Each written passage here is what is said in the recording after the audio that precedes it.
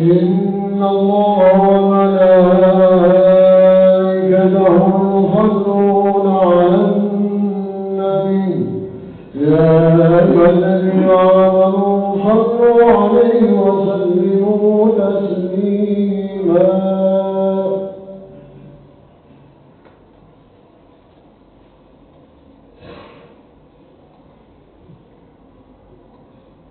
السلام عليكم ورحمة الله وبركاته. الله أكبر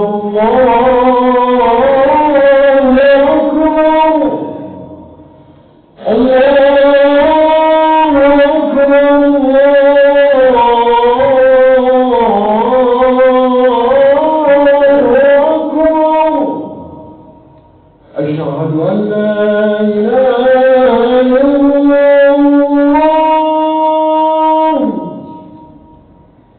أشهد أن لا إله إلا الله أشهد أن محمدا رسول الله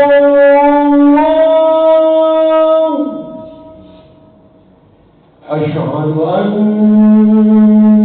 محمدا رسول الله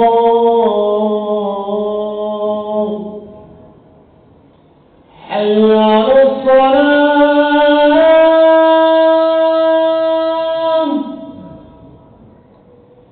حي على الصلاة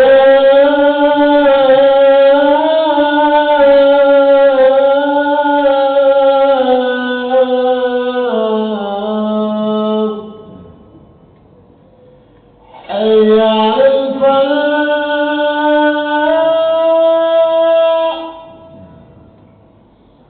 حي على الفلاح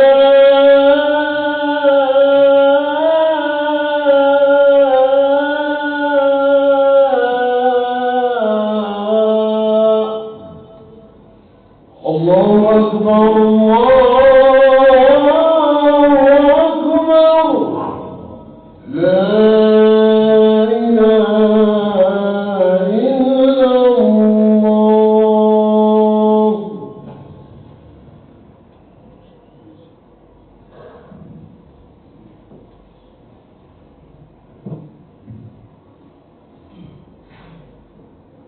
إن الحمد لله نحمده ونستعينه ونستغفره ونعوذ بالله من شرور أنفسنا وسيئات أعمالنا من يهده الله فلا مضل له ومن يضلل فلا هادي له أشهد أن لا إله إلا الله وحده لا شريك له وأشهد أن محمدا عبده ورسوله بلغ الرسالة وأدى الأمانة ونصح الأمة وجاهد في الله حق جهاده توكل على المنهجة البيضاء ليلها كنهارها لا يزيد عنها إلا هالك.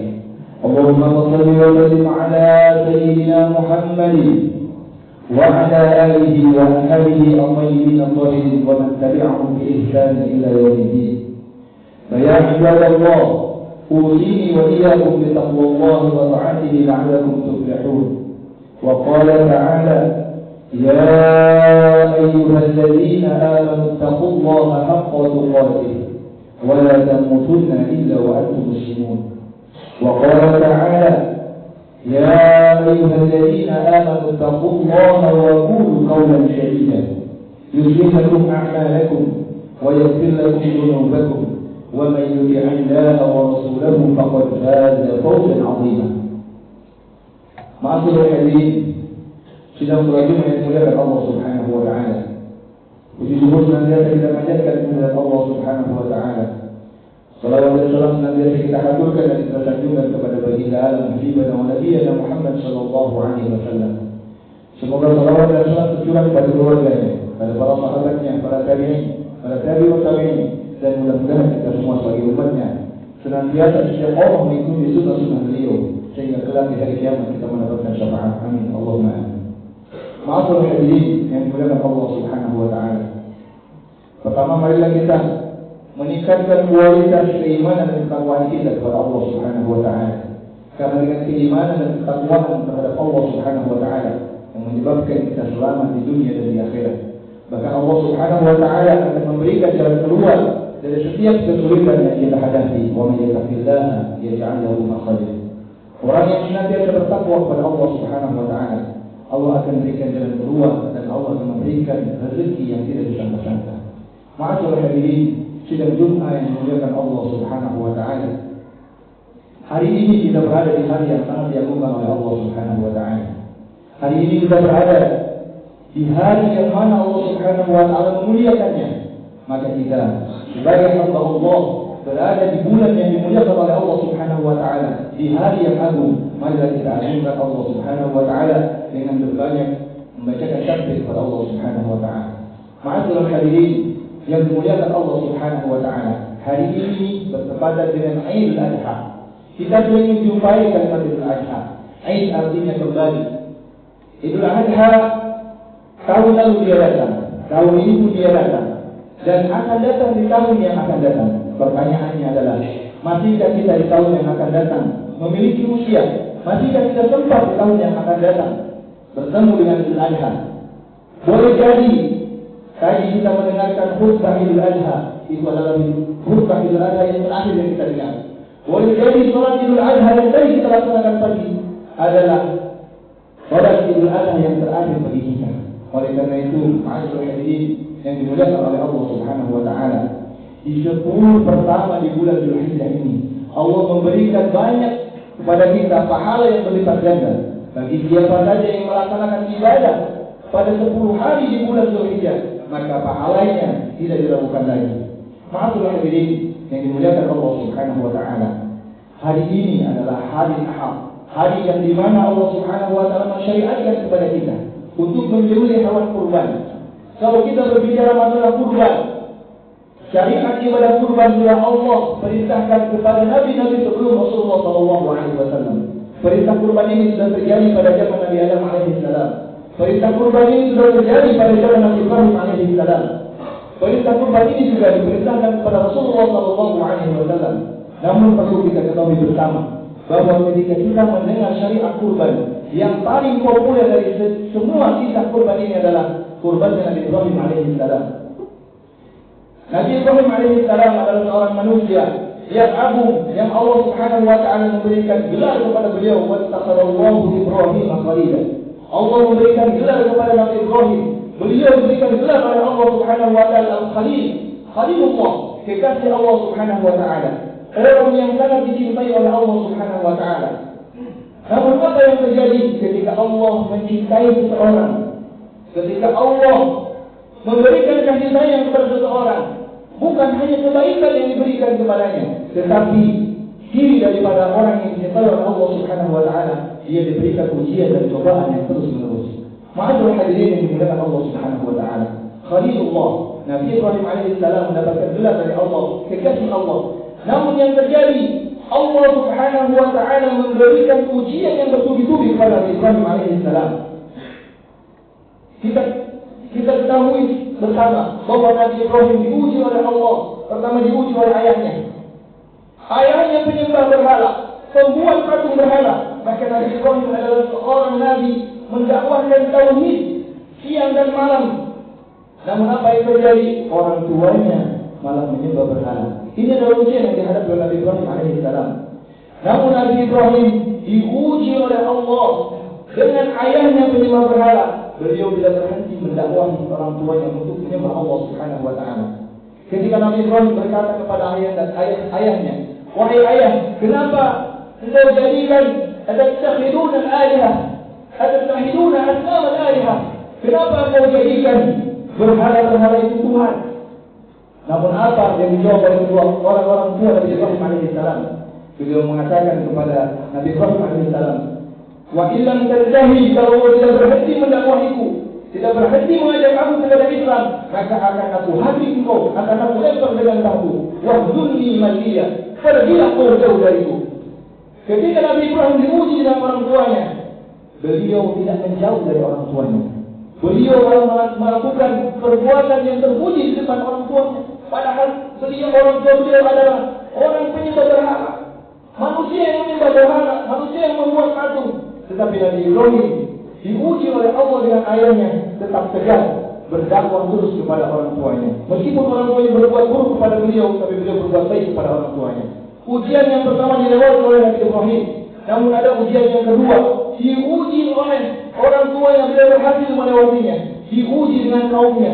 Kaumnya yang didakwahi oleh Nabi Ibrahim siang dan malam, berhari-hari, berbulan-bulan, bertahun-tahun.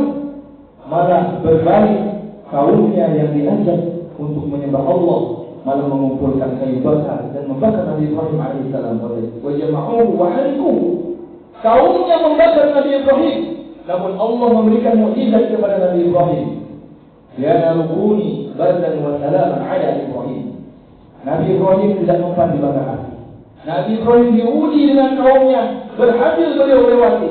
Namun Allah tidak berhenti memberikan ujian kepada Nabi Ibrahim yang katanya Nabi Ibrahim adalah kekasih Allah. Yakinlah bahwa orang yang dikasihi oleh Allah akan terus diuji. Orang yang beriman kepada Allah Subhanahu wa taala tidak akan lepas dari ujian. Nabi Ibrahim tidak berhenti diuji sampai di sini. Kemudian Nabi Ibrahim diuji dengan keluarganya. Sudah lama menikah dengan Siti Sarah. Dilanjutkan menikah dengan Siti Hajar. Berdoa terus-menerus kepada Allah. Bukan sehari dua hari beliau berdoa kepada Allah agar mendapatkan keturunan. Bukan sebulan dua bulan, bukan setahun dua tahun, bahkan puluhan tahun. Nabi Ibrahim alaihissalam memohon kepada Allah untuk mendapatkan keturunan. Rabbi habli minas salihin, Rabbi habli minas salihin. Apa yang terjadi? Allah bukan tidak mau mendengar doa Nabi Ibrahim. Bukan Allah tidak mau mengabulkan doa Nabi Ibrahim, tetapi Allah hendak menguji kesabaran Nabi Ibrahim alaihissalam. Kalau kita dihadapkan dengan permasalahan seperti permasalahan Nabi Ibrahim, kita harus mengikuti apa yang dicontohkan oleh para nabi. Kita bersabar dan terus-menerus berdoa kepada Allah Subhanahu wa taala. Seperti Nabi Ibrahim alaihissalam ingin mendapatkan keturunan, berdoa kepada Allah puluhan tahun, Rabbi habli minas salihin, Rabbi habli minas salihin. Lalu ketika 86 tahun Allah mengabulkan dan memberikan seorang putra, yaitu Ismail alaihissalam. Ma'asyiral hadirin sudah para jemaah yang dimuliakan Allah Subhanahu wa taala. Apakah berhenti ujian yang dihadapi Nabi Ibrahim? Tidak sampai di situ. Allah memberikan ujian yang paling berat. Anak yang paling dicintainya, anak yang paling disayangnya, anak yang dimohonkan kepada Allah puluhan tahun, kedatangannya dengan kita Nabi Ibrahim alaihissalam. Allah memerintahkan kepada Nabi Ibrahim untuk menyembelih anaknya. Allah tahu ternak Nabi Ibrahim tidak Nabi Ibrahim cintai, untainya tidak Nabi Ibrahim cintai, kambingnya tidak Nabi Ibrahim cintai. Yang paling dicintai oleh Nabi Ibrahim adalah anaknya yang selama puluhan tahun memohon kepada Allah Subhanahu wa taala. Hadirin yang dimuliakan Allah Subhanahu wa taala, ujian yang paling berat adalah Nabi Ibrahim diperintahkan untuk menyembelih anaknya. Ketika beliau dalam mimpinya, wahai anakku, aku semalam bermimpi untuk menyembelihmu. Lalu apa yang akan kau lakukan? Kemudian Nabi Ismail alaihissalam, ya abadi, if'al ma umar, satajiduni insyaallah min as-sabirin. Jawaban dari seorang anak yang sudah didoakan puluhan tahun, anak yang soleh, dia merelakan jiwanya untuk dipersembahkan kepada Allah Subhanahu wa taala. Nabi Ibrahim telah berhasil mendidik seorang anak sehingga anak yang menjadi anak yang soleh, yang berbakti kepada orang tuanya dan berbakti kepada Allah Subhanahu wa taala dan berbakti kepada agamanya. Ma'asyiral hadirin yang dimuliakan oleh Allah Subhanahu wa taala, kita tidak akan sampai kepada derajat ketakwaan, kita tidak akan sampai kepada derajat kebaikan dan tanamul birra hatta tunfiqu mimma tuhibbun. Kita tidak akan sampai kepada derajat bir kebaikan sebelum kita mampu menginfakkan harta yang paling kita cintai. Ma'asyiral hadirin yang dimuliakan Allah Subhanahu wa taala, dari kisah kurbannya Nabi Ibrahim banyak pelajaran yang perlu kita ikuti, banyak pelajaran yang perlu kita amalkan dalam kehidupan sehari-hari. Nabi Ibrahim diuji oleh orang tuanya. Orang tuanya beda dengan orang tua kita. Orang tua kita menyembah Allah. Orang tua kita membaca Al-Quran setiap hari. Orang tua kita ke masjid, sholat berjamaah. Namun apa yang sudah kita lakukan kepada orang tua kita? Nabi Ibrahim, orang tuanya penyembah berhala, tapi tetap Nabi Ibrahim melakukan ketaatan kepada kedua orang tuanya. Dengan catatan selama ketaatan ini tidak menjadi dengan perintah Allah Subhanahu wa taala. Ma'asyiral hadirin, pelajaran yang kedua dari kisah kurban Nabi Ibrahim alaihi salam, bahwa kita haruslah terus sabar dalam menghadapi semua ujian seperti yang dilakukan oleh Nabi Ibrahim alaihi salam. Pelajaran yang ketiga yang kita ambil dari kisah kurban Nabi Ibrahim alaihi salam, Nabi Ibrahim mampu memberikan sesuatu yang paling beliau cintai untuk dikorbankan kepada Allah Subhanahu wa taala. Ma'asyiral hadirin, sidang salat Jumat yang dimuliakan oleh Allah Subhanahu wa taala. Mudah-mudahan kita bisa meneladani sifat-sifat yang dimiliki oleh Nabi Ibrahim alaihissalam, karena kita adalah hamba Allah yang pasti selama dalam hidup kita Allah akan berikan ujian kepada kita.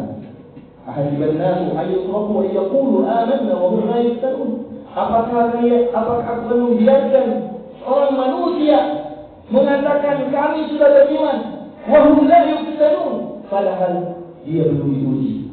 Selama hayat masih dikandung badan, selama kita masih hidup dan kita mengaku beragama Islam, ketika kita mengatakan asyhadu an la ilaha illallah wa asyhadu anna Muhammadar Rasulullah, maka ujilah aku wahai Allah.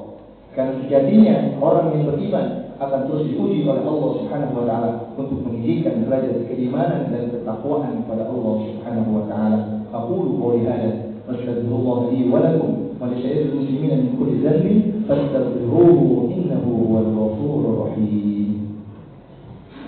اللهم اجعل سيدنا نبينا حبيبنا مولانا محمد وعلى آله وصحبه أجمعين والحمد لله رب العالمين.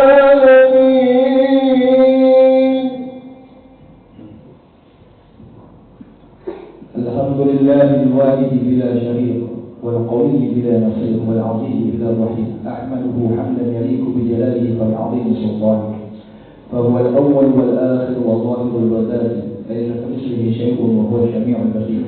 اللهم صل وسلم على سيدنا محمد وعلى آله وأصحابه الطيبين الطاهرين ومن تبعهم بإحسان إلى يوم الدين. عباد الله، أوصيكم ونفسي بتقوى الله وطاعته لعلكم تفلحون. وقال تعالى: يا أيها الناس اتقوا ربكم الذي خلقكم من نفس واحدة وخلق منها زوجها وبث منهما رجالا كثيرا ونساء واتقوا الله الذي تساءلون به والأرحام إن الله كان عليكم رقيبا. وقال تعالى: إن الله وملائكته يصلون على النبي يا أيها الذين آمنوا صلوا عليه وسلموا تسليما.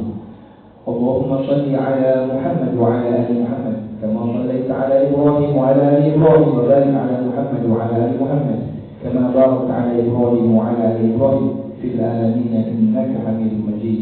اللهم اغفر للمؤمنين والمؤمنات والمسلمين والمسلمات الأحياء منهم والأموات. اللهم لا تدع لنا ذنبا إلا غفرته، ولا عيبا إلا سترته، ولا هاما إلا فرجته، ولا دينا إلا قضيته، ولا مريضا إلا شفيته، ولا ضالا إلا هديته، ولا حاجة من حوائج الدنيا والآخرة إلا قضيتها يا أرحم الراحمين. ربنا لا تزغ قلوبنا بعد إذ هديتنا وهب لنا من لدنك رحمة إنك أنت الوهاب. ربنا ظلمنا أنفسنا وإن لم تغفر لنا وترحمنا لنكونن من الخاسرين.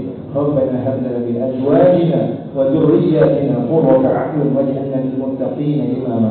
رب اجعلني مقيم الصلاة ومن ذريتي ربنا وتقبل دعاء. ربنا تقبل منا إنك أنت السميع العليم وتب علينا إنك أنت التواب الرحيم. ربنا آتنا في الدنيا حسنة وفي الآخرة حسنة وقنا عذاب النار وقنا عذاب النار وقنا عذاب النار. عباد الله، إن الله يأمر بالعدل والإحسان وإيتاء ذي القربى وينهى عن الفحشاء والمنكر والبغي يعظكم لعلكم تذكرون. ولذكر الله أكبر. أقيموا الصلاة. الله أكبر الله أكبر. أشهد أن لا إله إلا الله، أشهد أن محمدا رسول الله. حي على الصلاة حي على الفلاح، قد قامت الصلاة قد قامت الصلاة. الله أكبر الله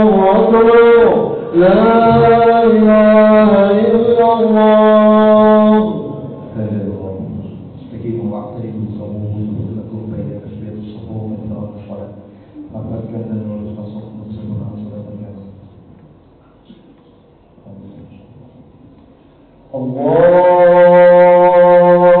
أكبر.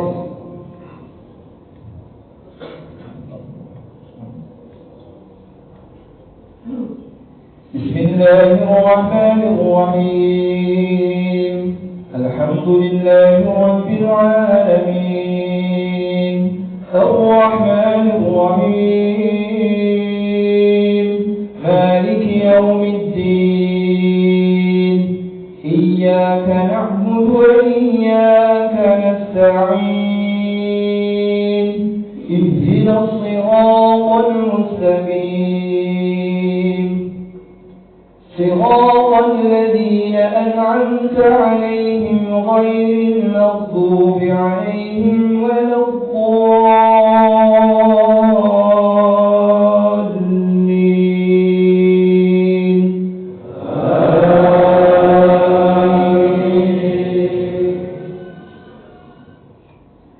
يا أيها الذين آمنوا وأهليكم نارا وقودها الناس والحجارة عليها ملائكة غلاظ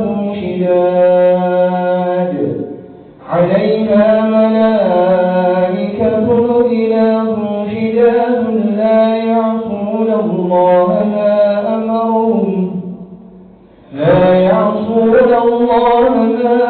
أمرهم ويفعلون ما يؤمرون. يا أيها الذين كفروا لا تعتذروا اليوم إنما تجزون ما كنتم تعملون. يا أيها الذين آمنوا توبوا إلى الله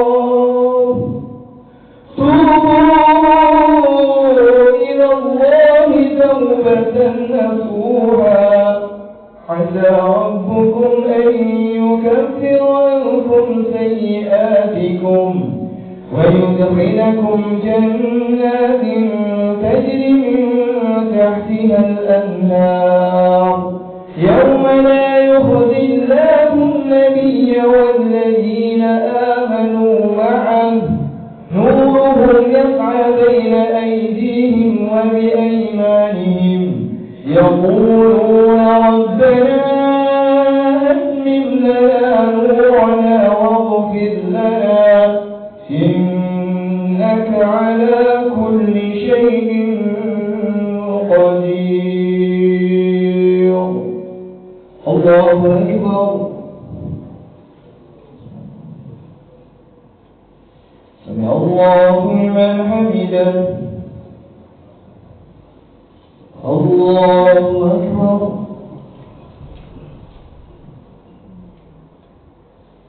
الله أكبر.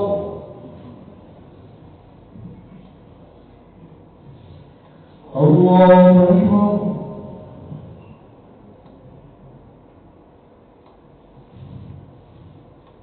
الله أكبر.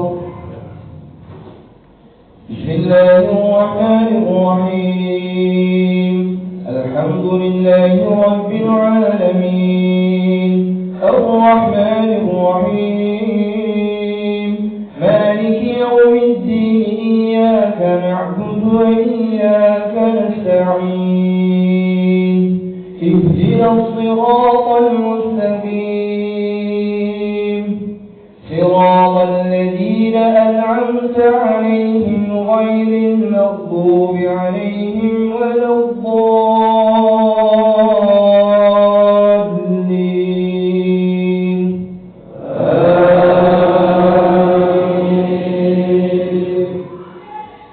يا أيها الذين آمنوا إذا نودي للصلاة من يوم الجمعة فاسعوا إلى ذكر الله وذروا البيع ذلكم خير لكم إن كنتم تعلمون.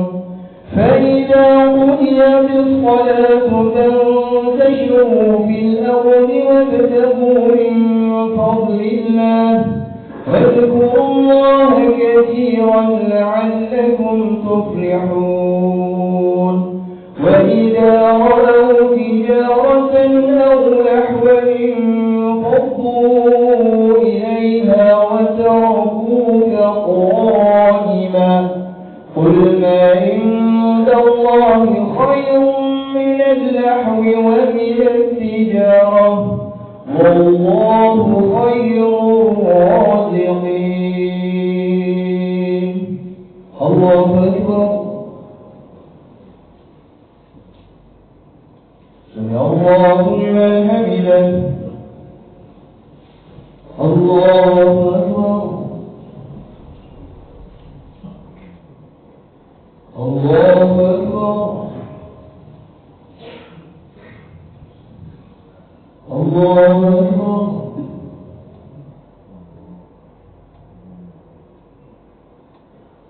الله أكبر.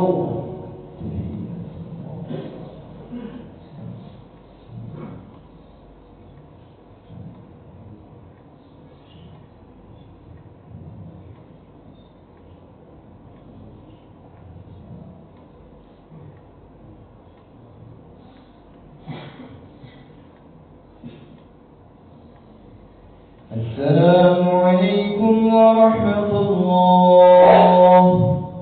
السلام عليكم ورحمة الله. استغفر الله العظيم. استغفر الله العظيم. استغفر الله العظيم. لا إله إلا هو الحي القيوم وأتوب إليه من جميع المعاصي والذنوب ولا حول ولا قوة إلا بالله العلي العظيم. لا إله إلا الله لا شريك له له الملك وله الحمد يحيي وهو على كل شيء قدير. لا إله إلا الله لا شريك له له الملك وله الحمد يحيي وهو على كل شيء قدير. لا إله إلا الله لا شريك له له الملك وله الحمد يحيي وهو على كل شيء قدير. اللهم اجعلنا من النار. اللهم اجعلنا من النار. اللهم اجعلنا من النار السالمين. اللهم أنت السلام ومنك السلام وإليك يعود السلام حين ربنا بالسلام وأدخلنا الجنة لا وسلام تبارك ربنا وبعليك يا ذا الجلال والإكرام. الفاتحة. أعوذ بالله من الشيطان الرجيم. بسم الله الرحمن الرحيم. الحمد لله رب العالمين الرحمن الرحيم مالك يوم الدين إياك نعبد وإياك نستعين اهدنا الصراط المستقيم صراط الذين أنعمت عليهم غير المغضوب عليهم ولا الضالين آمين. وإلهكم إله وإن لا إله إلا هو الرحمن الرحيم. الله لا إله إلا هو الحي القيوم لا تأخذه سنة ولا نوم له ما في السماوات وما في الأرض من ذا الذي يشفع عنده إلا بإذنه يعلم ما بين أيديهم وما خلفهم ولا يحيطون بشيء من علمه إلا بما شاء وسع كرسيه السماوات والأرض ولا يؤوده حفظهما وهو العلي العظيم. استغفر الله استغفر الله استغفر الله. اللهم صل على سيدنا وحبيبنا وشفيعنا وكريمنا وقدنا ومولانا محمد وسلم رضي الله تبارك وتعالى عن كل صحابة رسول الله أجمعين. الحمد لله رب العالمين حمد الشاكرين حمد الناعمين حمد الناعمين وهو كافر مجيدا. يا ربنا لك الحمد كما ينبغي لجلال وجهك الكريم والعظيم سلطانك. اللهم اغفر لنا ذنوبنا ولوالدينا ولهم كما ربونا صغارا ولجميع المسلمين والمسلمات والمؤمنين والمؤمنات الأحياء والأموات. اللهم